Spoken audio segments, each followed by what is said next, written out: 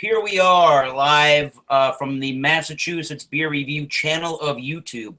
I am Thomas Meadow 75, and this is your Massachusetts Beer Review. And today, if you can't tell who this fellow is, we are joined by Jay Theriot from the Louisiana Beer Reviews. Yes. Hello. And well, I'll get to that one in a second. The beer that I'm going to be reviewing, it is listed in the description of this video, but it is the Dark Horse Brewing Company's Plead the 5th Imperial Stout. It is 11% alcohol by volume, and Dark Horse Brewing Company is out of Marshall, Michigan. So I've heard a lot of good things about it. Found a singular bottle of it at the Luke's Liquors in Westboro, Massachusetts. If you're around that area, that's a store to check out. So that is what I'm going to be reviewing today. And Jay has a wild card, and I don't know what he's going to be presenting. Okay. Well, Thomas Meadow, Eric. It's a little bit of a convoluted story. I did a hangout earlier today with the girl next door, Maria Devon, and we did a hangout about sherries. And we started kind of, I've been in, can you hear me? Yes, I hear you fine. I've been in a bit of a sideline hobby with sherry for a few years. And so that was a lot of fun. And then I had previously done a video for a IPA. And then after lunch, I did this 11% Imperial Stout from Distill Brewing. That was a 500 milliliter bottle. And then I drank some Milwaukee's, what do you call it? Milwaukee's Best. So I said, oh man, that's it. No more beer tonight. I'm drinking some hot tea. And then Eric contacts me, let's do a beer hangout. And I was like, oh, wow, I cannot do this. And he's like, you ought to drink an Imperial Stout. I'm like, I don't believe so. Well, now that I hear the story, probably best to not follow suit with me, I guess. Yeah. Well, it was a great beer. I gave it a world-class score. It was awesome. You pick. I'm going to let you pick the beer. I have Steel Reserve 211 6%. I have Keystone Light. I have Busch Signature Copper Lager. I have Milwaukee's Best. I have oh look, from England, live from England. Hello. Who's supposed to be working on who is supposed to be working on a project, but murmur. I guess you can open up do a copper lager. Maybe that'll be somewhat not even similar to this, but it'll be darker to go with. Copper lager, okay, yeah, because I don't. If I do another Imperial Stout, it'll be a disaster. You'll lose your mind.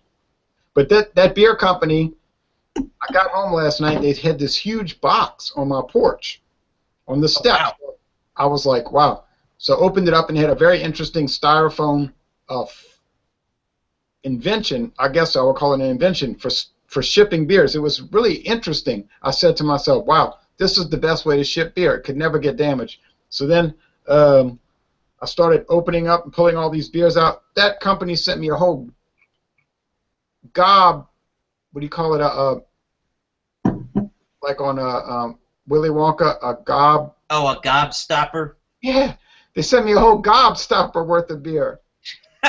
Wow, how Jack didn't have to do that, but they wanted to. That's nice of them. Yeah, so I was excited. So I did the review early this morning at 8:15, and then I did the Imperial Stout later, and I started getting scared. Okay, so hello, Great Britain. All right, how are we doing? Okay. Dandy. I've got a bottle of this Beck's Blue. Don't know if you get out there. Alcohol free. Yeah, I saw a comment you made last night, and based on that comment, I think you do need to do alcohol free tonight.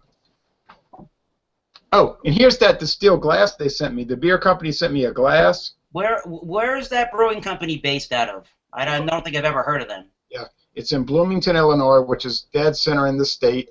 And, I have reviewed quite a few of their beers already, so they must have been watching me. I guess. And well, they had to be because they contacted me. I never contacted them, and they. Right.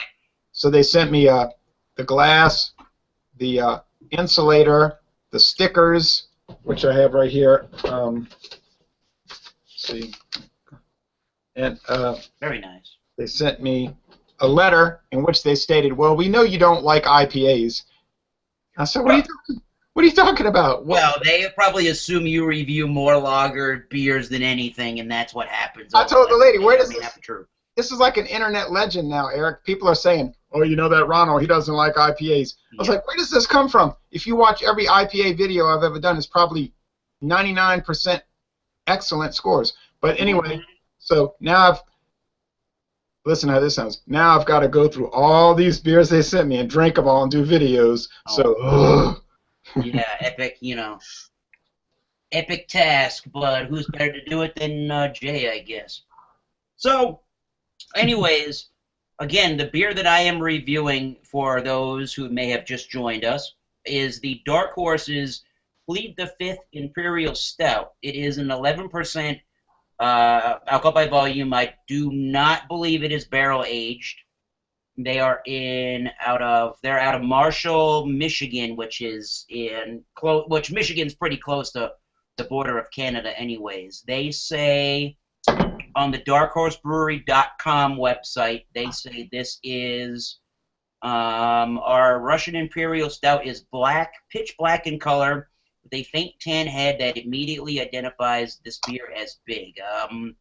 Okay, then they say it's 11% alcohol by volume, 41 IBUs. Its availability is a December release, and they come in 4 packs of 12-ounce bottles, which I only bought the single bottle, so that's why I have this one bottle. And for anybody that may not be American, that maybe has heard the term plead the fifth or doesn't kind of understand what a plead the fifth means, it basically it's a, I guess in a nutshell, in our Constitution we have an amendment called the Fifth Amendment to our Constitution that basically helps you from self-incriminating yourself. So if you're in court and somebody asks you a question and you feel like if I answer that question truthfully, I'm going to incriminate myself, you can go, well, I plead the fifth.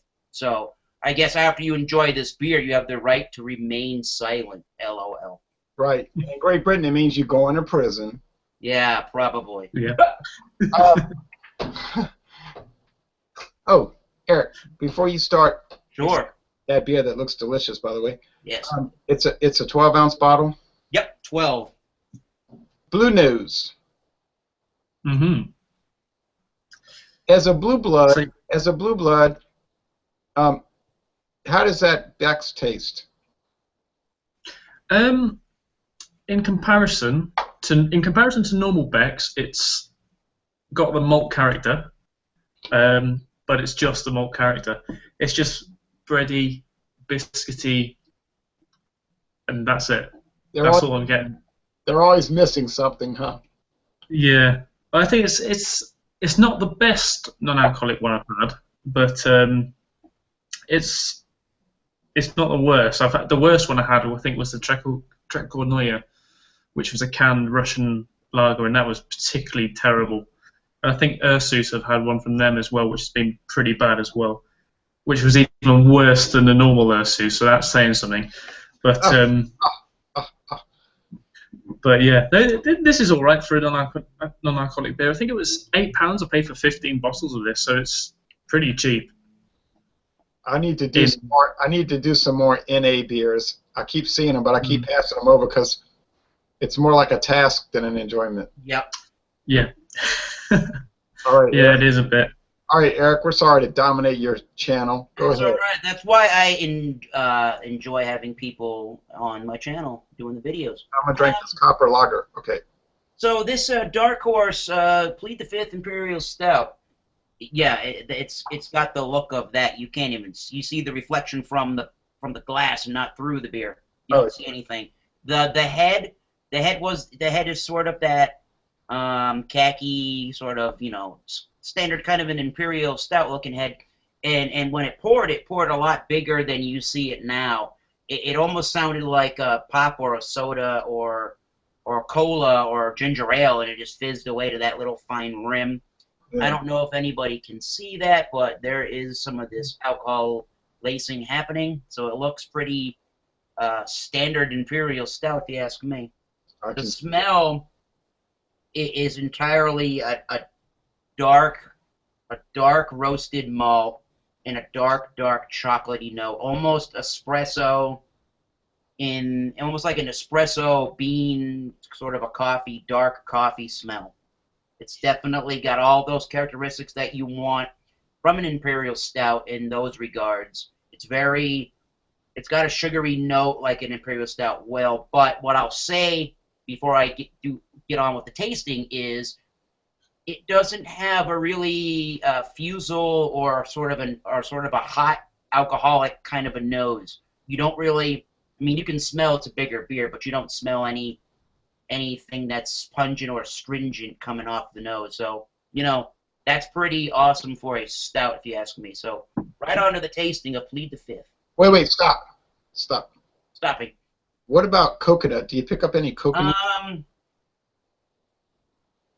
Maybe a little bit, but I notice coconut way more when it's a barrel-aged beer. Okay. All right. That's very light, if you ask me on that. Maybe some dark cherries. Maybe that's the one I had was infused with cherries. Okay. Oh, wow. Yeah. No, not getting that. But let's see what it's all about in the taste. This is probably this came out of the refrigerator, so it's not the most room temperature for an Imperial Stout. That's okay. How much did you say it costs for one? Oh, I think this was $3 and maybe 50 or 69 cents. Okay. So not really that bad for an Imperial Stout. And that first drink of that beer at 11%, this stuff, well, not even just that it's 11%, but you taste almost, and this is crazy, you taste almost zero of that alcohol. Almost none of it. This thing is, I don't want to say like chocolate milk, because that's probably not right. It's sort of like that John Courage Russian Imperial Stout. It has that milk chocolatey sort of flavors to it, and I do get a little bit more of that coconut in the actual taste. So it's interesting that you mentioned that. You get any kind of yoo-hoo in it? Yeah, there's all kinds of chocolatey sort of. I want to say like nutty or almond kind of thing, but I don't know if it's really that kind of a nutty beer. But it's got that dark chocolate candy bar sort of a flavor to it. What about nougat? You know, like in a Three Musketeers bar, you know that nougat? I don't know that I'm really detecting that. I am detecting, well, it's an Imperial Stout, so I am detecting a pretty big malt presence, and it comes off to me again as a deeply roasted coffee, like an espresso type of a bean or a French roast or Italian kind of roast coffee. What about spiced bread? I am not getting a whole bunch. Well, actually, now that you mentioned the spices, that's about what I get from the hops. I mean, there's a little bit of a bitterness towards the end. It is 41 IBUs, this beer. I'm getting sort of a spicy zip from the hops, if that makes sense. Not like a Czech Pilsner, but I do get a little bit of a spicy, earthy kind of a zip from the hops. But it's not really too hot for it of a beer. But I'd say the mouthfeel. So it's subdued. Yeah, absolutely. So I think probably the sugary notes that I'm getting and those coffee and chocolate notes, which are probably the malty flavors, are mixing well with the hop so that it doesn't come off as, too bitter or hoppy at all. And actually, strangely enough, I would say that this is probably either a medium or a high side of medium-bodied beer. It's actually somewhat thin for a Imperial Stout, which might be some people's, disappointment in the beer, but I find that it's pretty crisp. It's actually pretty clean tasting. It does linger for a little while, but it's nothing like, say, any of the Bourbon County Stouts. Those are those taste much larger than this. This is pretty easy to drink and put down. So I'll get to the rating towards the end, but I'm so far I'm really enjoying this beer a lot. Now, how does it hold up against the John Courage Russian Imperial Stout from England?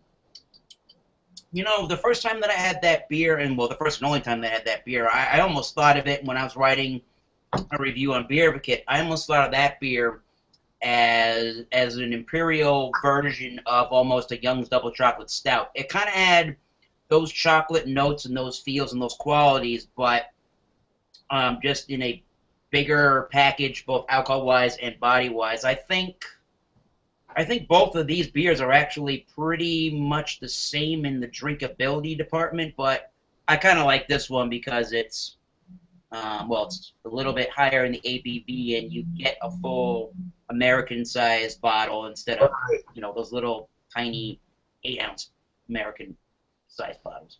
Germans, British size. If you drank a Imperial pint like I did earlier today of this beer, you would be so hammered. When I was drinking the one I drank, I said to myself, okay, I'm sitting here right here. I'm saying, okay, I have to go walk half a mile, and I have to make some phone calls, so I'm going to try to keep it together. You know, like, I'm going to try to make it seem like I didn't drink anything. I'm going to try my best. I don't think I really succeeded, but I was trying to, like, what do you call it, cover, like, you know, like, hello there, how's it going today? Pay no mind to the slurry. Sometimes you perceive that's how you're talking to people, and when you're really live in front of somebody, they might go, yeah, sure, how's it going? Right, yeah, but I was trying to, like, you know, really be, you know what I mean? You don't not make it noticeable, right? Right, like, hello, how's it going? Not look out of the ordinary, yeah. Yeah, I was reading about the Kennedy assassination today. What do you think about Harvey Oswald? You know, and I was trying, you know, and it worked all right, but I don't think it worked to perfection. You know, one thing I didn't mention about this beer here, now that I think about it, is if anybody, now there are 2 people viewing this video. I assume that the people that watch videos like this watch Greg's beer reviews. Yes, go support Greg. But I don't notice any date on the bottle, guys. And for it being an Imperial Stout at 11%, I assume, and also I assume since they say on the website December release that this probably came out, you know, this past December, but they don't really tell you. So you're going to kind of have to guess if you want to age this beer, which I would recommend aging it. You'd kind of have to guess when this came out, or if you bought it right as it got released, I would stick masking tape on it and write it when you bought it. Put the date, guys. Yep. You know, everybody teases about Greg and mocks him and all, but his main point is valid.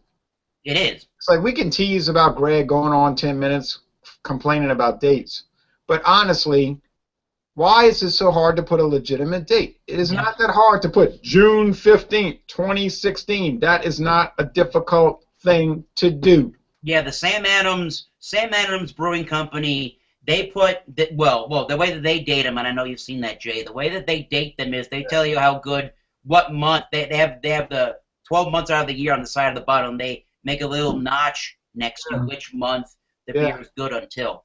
Some people don't like that. They would rather it just have a date that says when it was put into a bottle.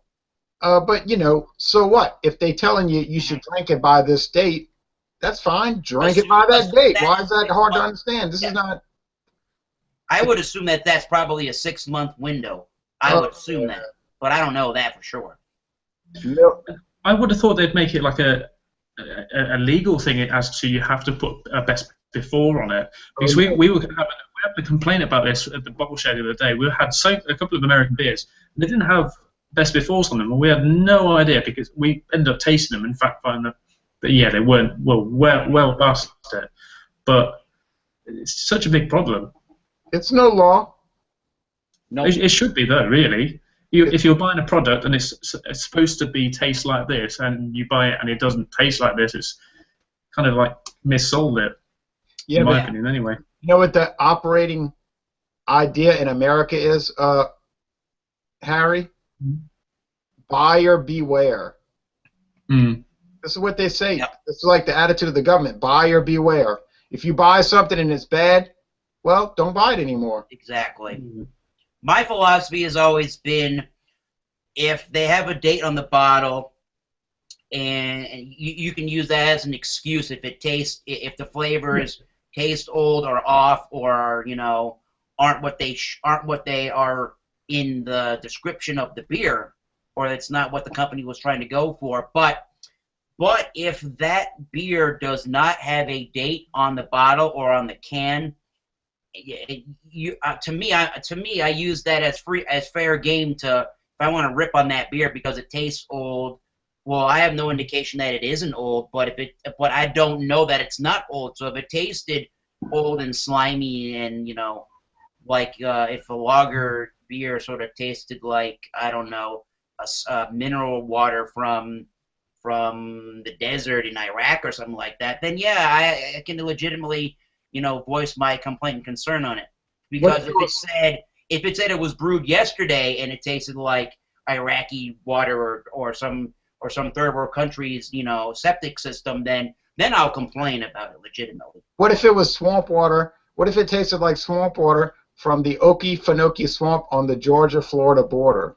All I'll say about that is, if it tastes that way to me and you don't tell me that it wasn't brewed yesterday, then I will say those words towards the beer.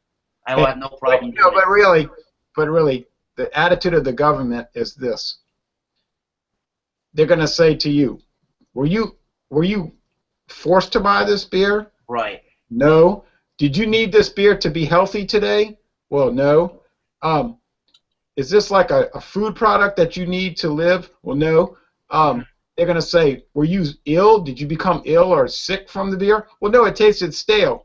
Oh, well, they'll say, oh, well, do you have a lot of other options for beer? Right. Well, yeah, like a 1,000 different ones I can buy. Well, buy those. Don't buy from that crummy company. I think you should feel free as a beer consumer to contact or write an email. I don't know if anybody writes letters anymore, or write an email to these brewing companies if you have any suggestions or complaints or concerns, because I'm sure these smaller independent breweries would like to take those suggestions, because it might help them sell more beer and gain more loyal support.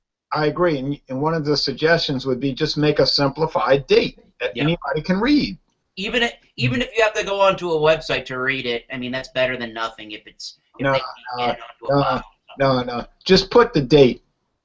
Just put the date on the label. This is not complicated. Yeah, I just have a feeling that if you go to the brewery, if you go to a brewery in your next town over from you, and they don't have a large distribution, well, I guess that's not really a good place to voice those kind of concerns, because they already have such a limited brewing capacity as it is. They're not really that big of a company yet. So maybe really, really, really small breweries should be given a little bit more slack that aren't brewing many beers. No, just take a pencil and write it. Hey, look, see this beer I'm drinking? From the infamous Anheuser-Busch InBev. AKA, InBev, yep. Also known as the Evil Empire. The song. It is right here written on the label. The 14th of November, 2015. That's when this beer was made. Okay, it's getting a little old, right? But it's right there. I can either buy it or not buy it. But they only had one case left, so I bought it. And then I went into the store a week later and had all the new fresh ones. Oh, Bex. Bex is InBev. There you go. Yeah, here obviously we got the best before, it says 11/2016 on here, so that's all we get. Wow. Yeah. But I think that will never go off, that stuff anyway. Well, just some beers never go off. No. This is nuclear enough to not. Some beer is just brewed at such a large, quantity year after year that you almost don't have to worry about, is this Budweiser? Is this let me think of one that was probably really known in England. You probably don't have to worry about if you pick up a carton of Carlsberg, if that's going to be really, really old. You probably don't have to worry about that, I wouldn't think. Yeah, and then Definitely. Hey, wait a I minute. love that beer. Wait a minute now. Hey, like you said, there's some beers that you would want to age, like the from England, you would age the Yorkshire Stingo. Over here, I'm aging the Brooklyn Monster. I'm aging the Bigfoot Barley Wine Ale. I'm aging some North Coast Old Foghorn. No, what is the Old Foghorn? Anchor Old Foghorn. Yeah. North Coast Old Stock Ale. Well, they're 11, 12, 13, 15% alcohol. But heck, you're not going to age a 4% alcohol beer. Well, the only things that I've heard that are okay for aging that are a little bit lower in alcohol, like 5, 6, maybe even 7%, are some lambics or like really sour beers, because they have those active yeast components that'll keep eating away into the beer and, you know, really change the profile of the beer over time. That Brettanomyces is kind of a yeast strain. Yeah, don't even get me started on those damn sour beers. They're not for everybody. Sometimes it's Sour Patch Kids, and sometimes it's lemon juice. How long have sour beers been going out there? Because they sort of hit the mark, so to speak, probably about last year, and they've really come to the forefront. They seem to be one of the biggest things that are selling at the moment over here in the craft scene anyway. They've been around for a few years, but they've just gotten popular around 3 years ago. Okay. It tastes like lemon head candies and warheads, and what are those other ones called, Eric? Those Are you talking about Sour Patch Kids, maybe? No. yeah, lemon heads, warheads. You know the warheads, those like semi-firm, powdery. It's like, why would I want to buy a beer that tastes like a warhead candy? Yeah, I just tried the, and I gotta put this beer review up. I just tried that. Well, I bought a 12-pack, and I had a couple of beers from it. That Sierra Nevada Ortavez, and I kind of find that it has like that Sour Patch Kids almost, you know, eating Fun Dip, you know, having that big chalky sour candy, and then dipping it into Pixies kind of candy. It's like, that's just a weird kind of a beer. Maybe I don't like the Goes or Goose style beer, and I don't understand it very well, but I find that to be really strange and bizarre flavors for beer sometimes. Yeah, you ever wanted to drink a beer that tasted like spoiled milk? No. They have beers that are made intentionally like that. I drank one, and I was like, why? From Belgium, apparently, correct? Oh, it was from Germany. It was Berliner Weisse. And it tasted like... And this was the way the company said it was supposed to taste. What? Like curdled milk. It's like, oh, wow, yeah. I'm going to just go buy some milk and leave it in my refrigerator for 2 months. Let's put it this way. If they made that beer and they were trying to make it taste like curdled milk, and it did, then they did a good job for what they were trying to do. It sure did. And they said you should add, it sure did. And they said you should add strawberry syrup to it. Who's got that lying around in their refrigerator? I said, yeah, that's what I'm going to do. But anyway, I'm sorry. I'm sorry, Eric, but No, I'm not ripping on styles. I swear I'm not ripping on styles. I'm just saying there's certain styles that turn my stomach. You know. I think there are certain people out there, and probably your lager beer drinker, that would rather a beer, and if that's what beer is, would rather a beer just taste like beer. Why do you got to make it taste like? Why do you got to make it taste like mineral water mixed in with, you know, lemon juice to make it sour and tart when you can just drink Budweiser? That's an actual beer. Well, you know, everybody's got their own little taste, right? I mean, I like all kinds of styles. That's kind of why I do the Massachusetts Beer Review thing, because I like all kinds of styles, and I'm not really biased and prejudiced towards a beer. I don't go into a beer thinking, oh man, this is going to be so terrible, I better review it, because I'm going to be disingenuous about it if I already hate the beer. Yeah, and Eric, I'm ripping on these beers, and I'm sitting, and then I'm the same person that drinks the Budweiser mixed with tomato juice, clam broth. Oh, I can't do that. And salt. I cannot do that with you. Wait a minute. You never say to yourself when you get home from a day out on the town, I would like to drink a beer mixed with tomato juice and clam broth? No, I think if I were to want a beverage with tomato juice, and I really don't, I would go for a Bloody Mary. Oh, well, excuse me. I mean, I tried a Bloody Mary once in my lifetime, and because I was looking for an alternative drink to have with steak of all things, and the internet told me, Bloody Mary is a good alternative for steaks. I'm like, okay, sure. No, not good. No. You know, maybe a big old single malt Scotch or a bourbon might be good with steak, but not tomato juice and Bloody Marys. If I was having steak and potatoes and green beans, I would probably want to drink Coors Extra Gold or Red Dog. You know, because they're so dry and crisp. Right. They pair so well with steak. I think that this beer is, you know, the Imperial style, I don't really, talking about steak here, or any kind of a beef or beef stew or meat pies or anything like that. Yeah. I don't really think that I would want this with a steak. I think this one would be better with steak because it's a little less, but it's a little bit thinner in the mouthfeel for an Imperial Stout, so it might work well, but I think this will go good with all kinds of desserts, flourless cake, you know, strawberries with chocolate. It could go well with, if you like the occasional cigar or, you know, smoking a pipe. That would be really good with a beer like this. Or beignets. It would really pair well with beignets with powdered sugar on top. And I don't think you've had beignets. I don't think so. I know what they are, but I don't think I've ever had them. The closest I've had is probably funnel cake, I guess. Yeah, but beignets are, well, when they're you kind of like donuts, right?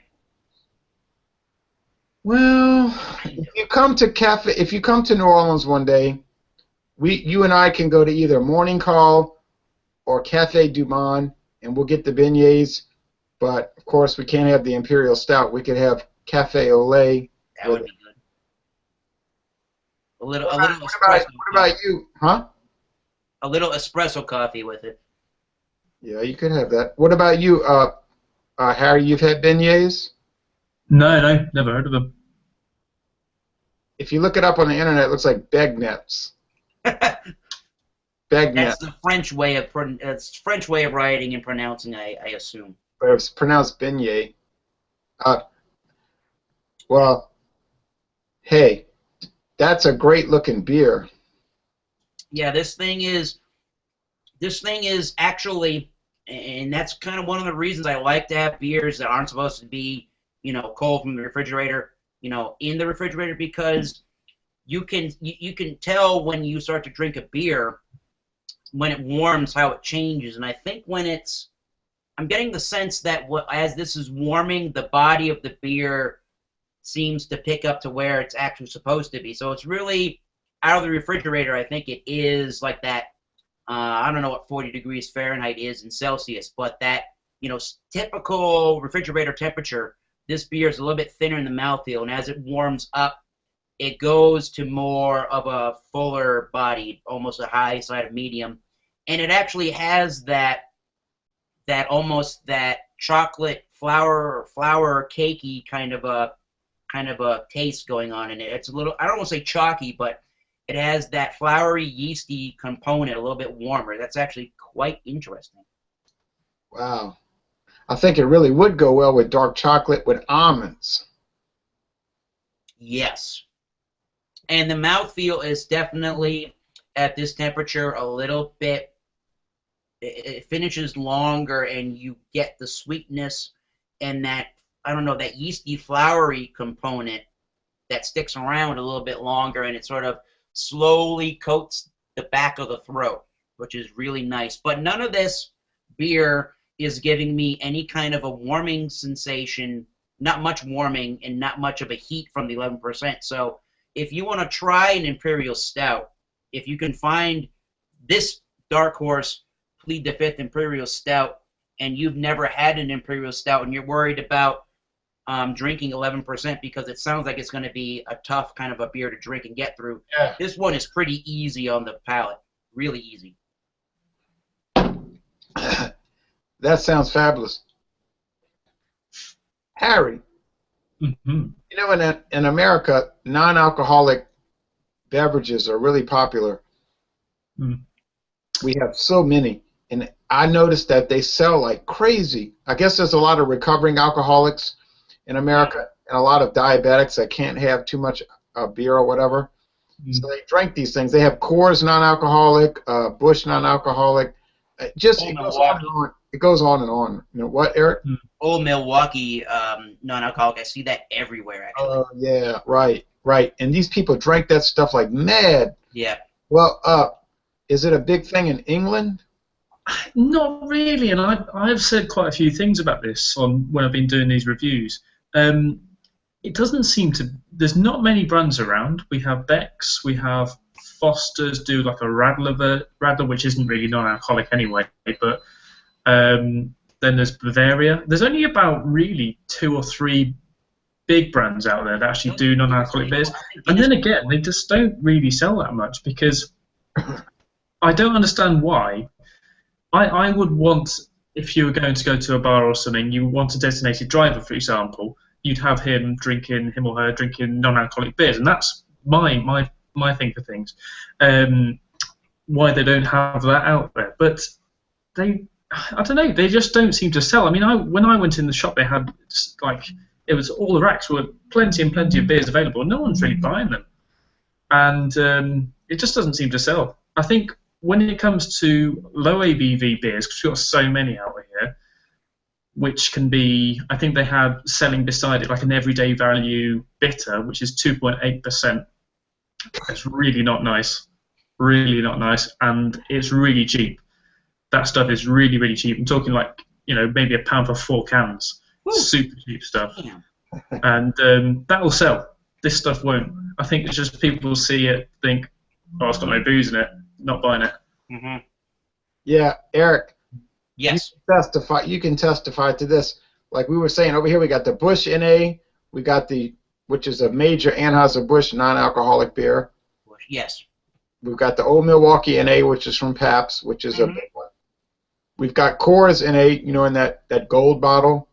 Yes, I've seen that. Yep, I remember that now. Like you said, we got the Caliber. Yeah. Which is Guinness. There's another one I think from Germany that comes in a green bottle.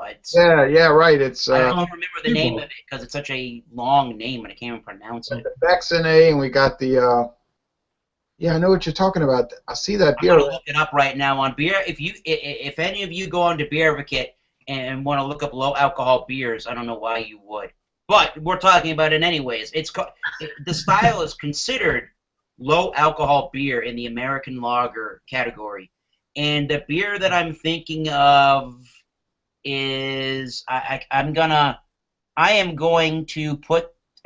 copy the name of it and put it in our chat, and Jay is gonna try to pronounce it.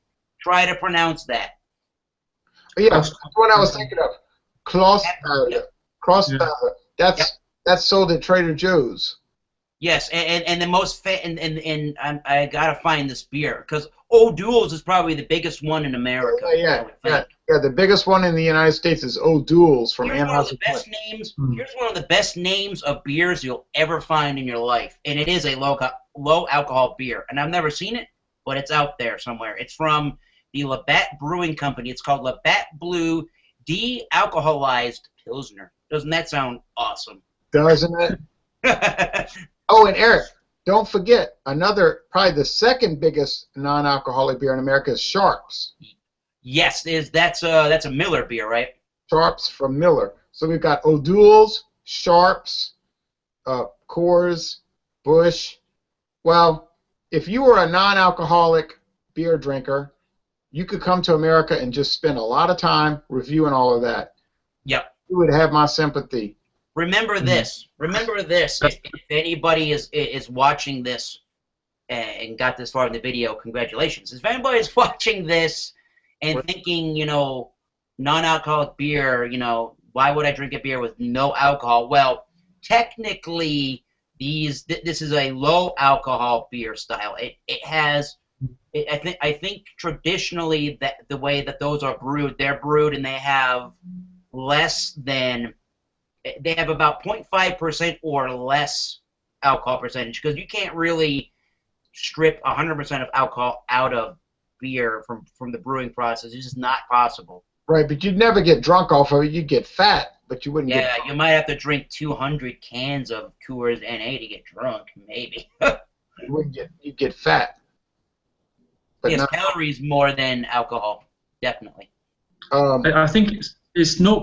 It's saying it's 0.5% or lower here, but these ones are the lowest you can get out here, which says not more than 0.05%. So these ones are super low.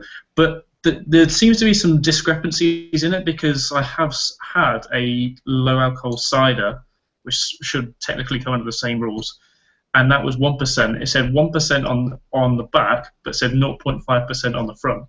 So I don't know what's going on there, but yeah. That's funny. It was the same on the Russian one. It said 0.0 on the front, and it said 0.5 on the back. Oh. So I think, yeah, it's just a marketing thing, I think. Interesting. Either one. Well, we should do a video one night and talk about Rush albums. That would be whoa. That's my jam right there. That's my favorite band. Because I have a lot of thoughts about 2112 and A Farewell to Kings. I have those vinyls. Yes, I do. Not to mention Signals. But the only Rush albums I own, though, to be fair, I only have every Rush studio album from 1974 to the present. Cheers. That's it. I only own every album they ever made. But my top 3 bands are, well, we're getting off topic, but it's my channel, so let's talk about music here. My top 3 bands, probably in order, top 3 are probably Rush, Alice in Chains, and Metallica. Top 3. Yeah, well, the problem with Rush, they would have been the greatest band ever, but their lead singer had a bad voice, so that holds you back. You know, I mean, you got to admit his voice is terrible. So there are a lot of people that are not fans of that style of singing, so they'll base the whole band on that singing style. Yeah, because not everybody wants to hear metal scraped against metal. Yeah, well, if that's the case, don't listen to Merciful Fate or King Diamond. And most people do not. And most people do not. Which is a shame, because that's real music.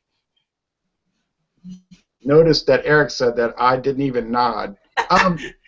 I saw him last year. He was on that this Mayhem Fest tour, which was kind of like, if anybody's heard of Ozfest. Same thing as an Ozzy Osbourne Ozfest. It's an all-day heavy metal festival that had last year. It had King Diamond open. He was the co-headliner, and the main headliner was Slayer. So there's your classic metal for the new age of kids growing up listening to metal today. Pretty cool. Yeah, in my case, I'll put a gun to my head. But anyway, Slayer is not for everybody. No, no, no. And anyway, I mean, I'm not going to get into all that. I hated Slayer from the first day in 1984. Okay, but anyway, you know, and I don't want to get into Metallica and how they stabbed me in the back in 1991. Yeah, how they stabbed me in the back in 1991, and I never got over it because the greatest betrayal in the history of rock music. But I don't want to get into all that.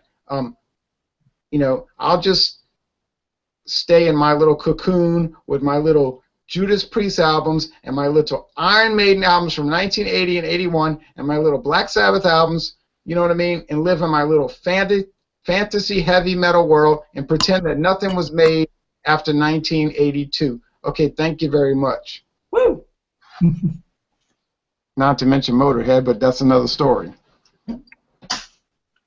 This beer is almost as good as those bands you mentioned, but not quite. I would have to say, tasting this beer and seeing where it's gone and how it's changed, I tend to like the Imperial Style Stout a little bit towards room temperature, but again, it's cool to see how the beer progresses in flavor from cool in the refrigerator to room temperature, and, you know, I don't have any problem giving this in Jay Theriot fashion. I have no problem giving this a straight A, an A letter grade. It's got all those typical Imperial Stout flavors of the coffee and the dark roasted malts and chocolate flavors. And at this point in time, in where it's at now, I also get a cherry kind of soaked chocolate and cakey flowery thing going on, which is really nice. So it's got everything you want in an Imperial Stout, but I'm not sure if they make a barrel-aged version of the Dark Horse, people, but if they did, imagine that one. Just imagine that would be. Yeah, and it looks like an A. Just from looking at it, it looks like an A beer. The appearance makes it look good. It's like you can almost taste it from just looking at it. Yep, it's definitely got a little bit of a ruby red tinge, but it's, you know, still pretty pitch black. So I'm going to give that an A, straight A, not quite an A plus, but, you know, probably that 93 to 94 rating, pretty close to A plus. Yes, and I did not mention Rainbow, Deep Purple, Blue Cheer, or the Blue Oyster Cult on this video production. I did not mention those bands. I could have, but I didn't. Yeah. And if you like heavy metal, which we do, and you like beer, which we do, I would totally recommend the Iron Maiden Trooper beer. I know they have, and I didn't pick it up yesterday. Yeah. Maybe I should have. They now have the Trooper beer. 666. Yes, they have 666, which is the number of the beast, which is 6.6. You didn't guess alcohol by volume. I think Trooper is 4.5 or 7%, which is still pretty good beer, but 6.6%, 666 Trooper. I may have to buy it and try it on this channel. The Trooper was wonderful. I had it with hot wings last week, hot buffalo style wings last week, and it was a nice compliment. And I did go see Iron Maiden live in 1985 and in 1988 on their Seventh Son of a Seventh Son tour. But, you know, why even bring that up?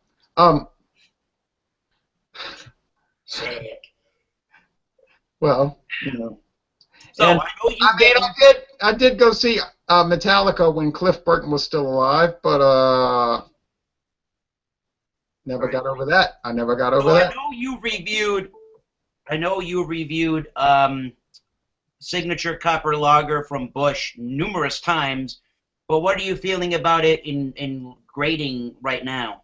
Well, it's great. You know, I mean, it's great because I had drank all these heavy things, and I was feeling like, oh no, I can't even go on air. You know, after that 11%, 500 milliliter Imperial Stout. So I said, no, he's crazy. I'm going to drink hot tea and lay in the bed. But this beer, you know, it's 5.7% alcohol, so it's inebriating, but it's smooth and it's light-bodied, and it really paired well with this examination. It has enough flavor to hold its own. I mean, obviously, only a fool would think it's going to have the depth of flavor that of a Imperial Stout like what you're drinking, right? Mm-hmm.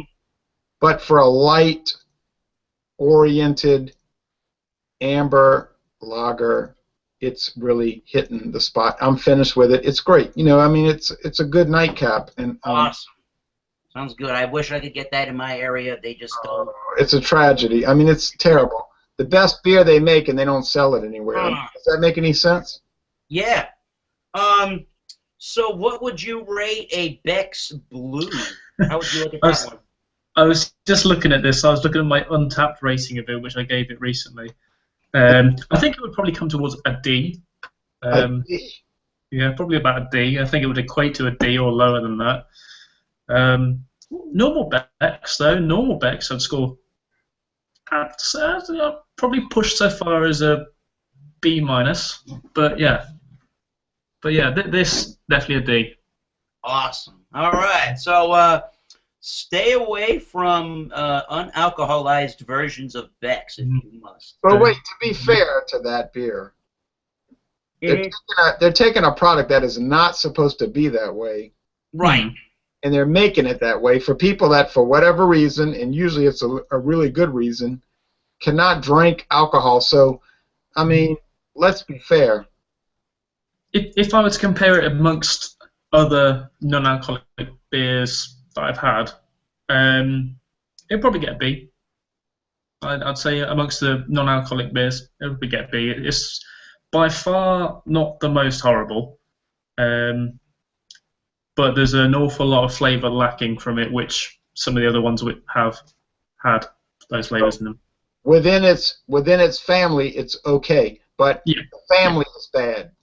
Yeah, not a highly regarded style of beer. No. No, but we understand. Same thing with those gluten-free beers. Those gluten-free beers are Red Bridge or something like that. Oh, they're the worst. But some people can't have the gluten, so. Exactly. So, at least I'm going to end with final thoughts and opinions on the Dark Horse Plead the 5th Imperial Stout. And I might have actually said this a little bit earlier, so I apologize.